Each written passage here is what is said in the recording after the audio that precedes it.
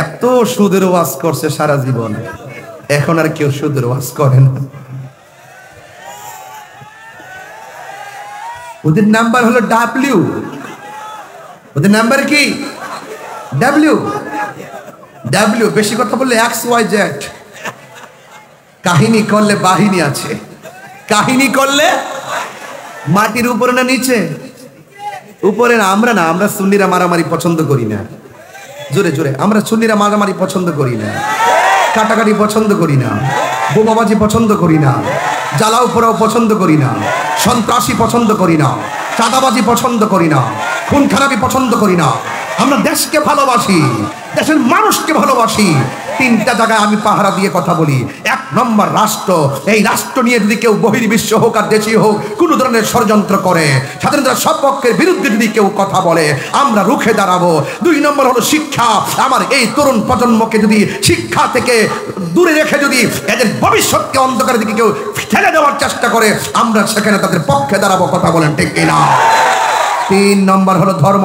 এই ধর্মের নামে যদি কেউ ধর্মের চর্চা করে, তাদের বিরুদ্ধে আমরা রুখে দাঁড়াবো। কথা বলেন ঠিক কিনা? এই বাংলাদেশে আবারও প্রমাণ হয়েছে একমাত্র আহলে সুন্নাত ওয়াল জামাত দেশের জন্য, শিক্ষার জন্য, ধর্মের জন্য শান্তিপ্রিয় দল। কথা বলেন ঠিক কিনা? এই সুফিবাদের মাধ্যমে এই দেশে ইসলাম এসেছে। আবারও আমরা প্রমাণ দিয়েছি সুফিবাদী হলো একমাত্র শান্তির ঠিকানা। বহুত বহুত নিজেরা ইমানদার দাবি করে, ডলার খায়া কালার ফাল্লাইলা। নিজেরা ইমানদার দাবি করে, মাল খায়া ইমান ফাল্লাইলা, টাকা খায়া ইমান বিক্রি করে ফেলায়, চেয়ারের জন্য ইমান বিক্রি করে ফেলায়। হাত তুলে বলো ঠিক কিনা বলো? আমরা ইমান বিক্রি করি না, পিলান না।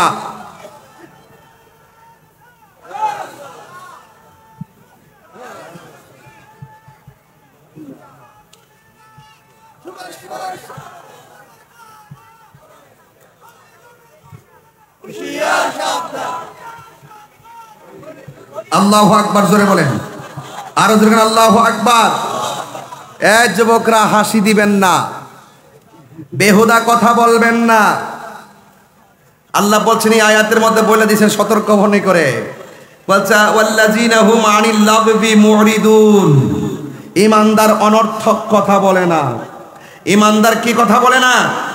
অনর্থক কথা বলে না। ঈমানদার যা বলে প্রয়োজনীয় বলে।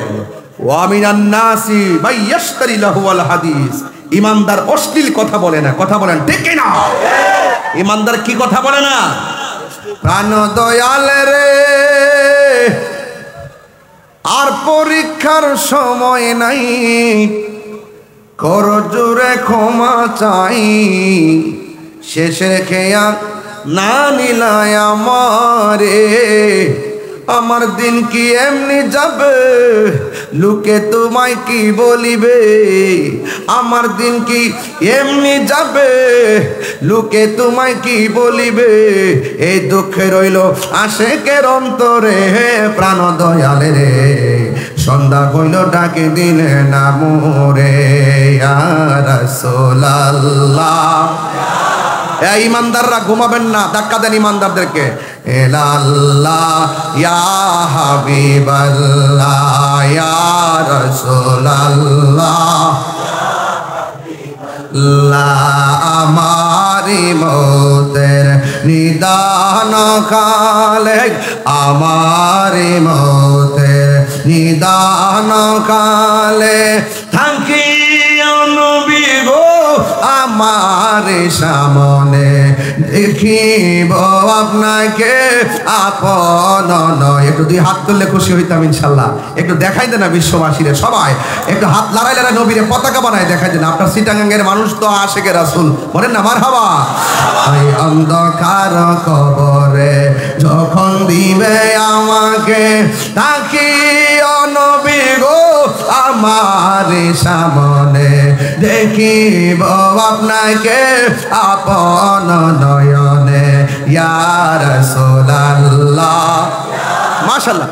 বাল্লা ইয়া রাসূলুল্লাহ ইয়া হাবিবাল্লাহ, আমার মৌতের নিদান এ থাকি নবী গো আমার সামনে দেখিব আপনাকে আপন নয়নে ইয়া রাসূলুল্লাহ